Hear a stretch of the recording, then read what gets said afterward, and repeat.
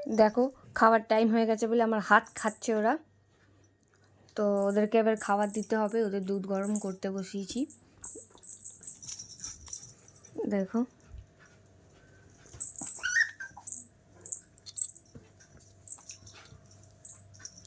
কী করছে লুসিকে।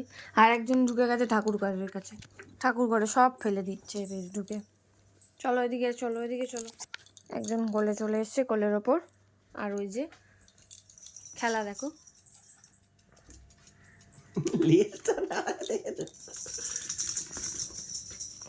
ঠাকুর ঘরে মাসির মতো স্বভাব পেয়ে গেছে।